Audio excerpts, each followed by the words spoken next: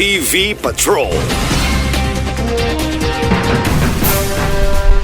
Driver og sakay luwas human mahulog sa spillway sa lungsod sa Clarin. Duha ka lalaki ang nalambigit sa usa ka aksidente human mahulog ang ilang gisakyan ang motorsiklo sa spillway sa barangay Malibangkaw, lungsod sa Clarin. Ang mga biktima giilang nga sila si Jeter Rusi, 47 anyos, ang driver og Joseph Lugcuban, 34 anyos, managsamang mulupyo sa barangay Guba, lungsod sa Clarin. Base sa investigasyon, nagbiyahe ang duha ka sakay sa motorsiklo nga gimaneho ni Jeter samtang si Joseph ang iyang angkas. Sa ilang pag-abot sa spillway, misulay sila pagtabok, human nakita nga nakalusot na ang ubang sakyanan. Apan sa ilang pag-abante, kalit lang natumba ang motorsiklo o nahulog silang duha sa tubig. Ang angkas nga si Joseph dali nga nakalingkawas o nakalangoy paingon sa luwas nga dapit.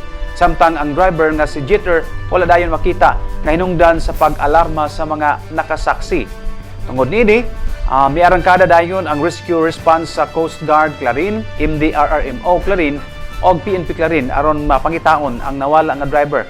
Apan atol sa operasyon, nasaran nga luwas na di ay si Jeter o nakagawas ragikan sa maong insidente. Sa maong hitabo, si Jeter Rusi nakaangkon lang og gagmayng samad samtang si Joseph walay seryosong samad na naangkon. Karon parehong ana-ana sa maayong nakahimtang ang duha og gihatagan og saktong pagatiman og tabang sa mga otoridad. Ang insidente usa ka pahimangno sa mga motorista nga mag-amping gayud labi na sa pagtabok sa mga spillway o bahaon nga mga lugar. 1 TV Patrol. Mayor Sam Puentes nangulo sa delegasyon sa Usamis sa usa ka panagtagbo sa Cagayan de Oro City. Usa ka mahinungdanong panagtigom ang gitambungan sa delegasyon sa Dakbayan sa Usamis nga gipanguluhan sa Happy Hikutibo, Mayor Sam Norman Go Fuentes sa Cagayan de Oro City, dili pa lang dugay. Atol sa ulahing regular session sa Konseho ng Syudad, ipadayag ni Honorable John Fildo Lungsod nga ang maong panagtagbo may labot kini sa pagtukil sa Local Government Code of 1991 kung epektibo pa ba kini nining panahon na o kinahanglan na bang amindahan o bag-ohon ang pipila ka mga bahin niini. Iyang nasaran nga ang mga membro sa ULAP o Union of Local Authorities of the Philippines o sana ang mga local government unit sa Northern Mindanao, pabor nga doon ay pagbisita o pag-review sa Local Government Code of 1991, gumikan kay 1991 pa namugna ang maong balaod ug daghan ng mga probisyon nining nga dili na applicable nining panahona human sa hapit 30 ka tuig ang milabay. Ang delegasyon sa Usamis mipadangat na sa ilang sentimiento o opinyon o ganaan na gisalig sa DILG Usamis. Ang nahitabong convention o panagtagbo niadtong Mayo 26 nining tuiga sa Cagayan de Oro City sa serye kadto sa aktibidad nga gipanguluhan sa Department of Interior and Local Government alang sa pagkuha sa reaksyon sa tanang LGU sa nasod alang sa posibleng pag-amendar sa Republic Act number 7160 o nailang the Local Government Code of 1991.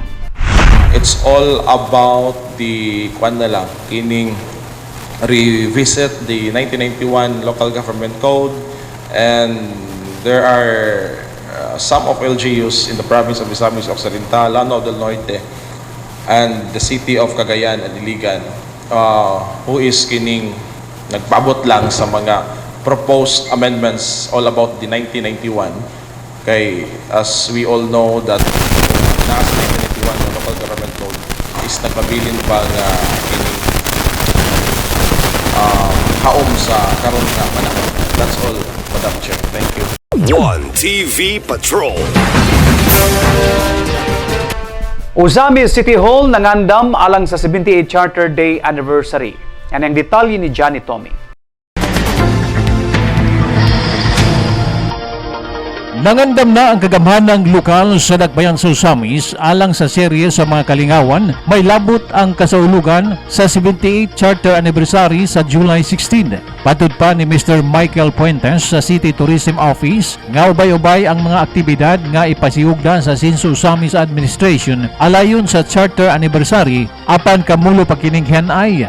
Ang klarong aktibidad nga gikatakdang ipahigayon sa June 5 mao ang screening sa Search for Miss Asinso Usamis 2026 nga ipahigayon sa Gaisano Capital. Gawa sa mga programa nga ipasiugda sa syudad, muduyog usab nini ang Archdiocese sa Usamis sa Simbahang Katolika. Gumikan kay ang maong charter anniversary kapistahan usab sa patron Nuestra Señora de la Concepcion y del Triunfo de la Cruz de Migpangi. Quick announcement from the City Tourism Office. Next month we will be celebrating again the July 16th, 2026. That's for the celebration of the 78th Charter Anniversary and the feast of the Nuestra Señora de la Concepcion y del Triunfo de la Cruz de Magpangi.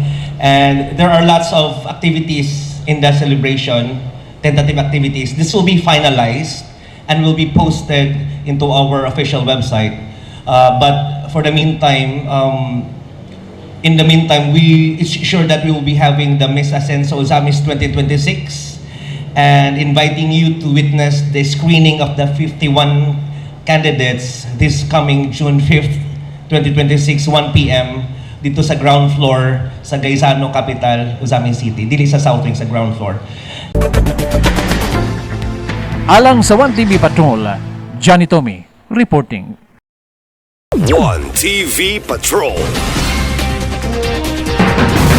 Dugang pa sa hanay sa atong mga balita sa 1TV Patrol human lang sa mga bulawanong pahinumdom.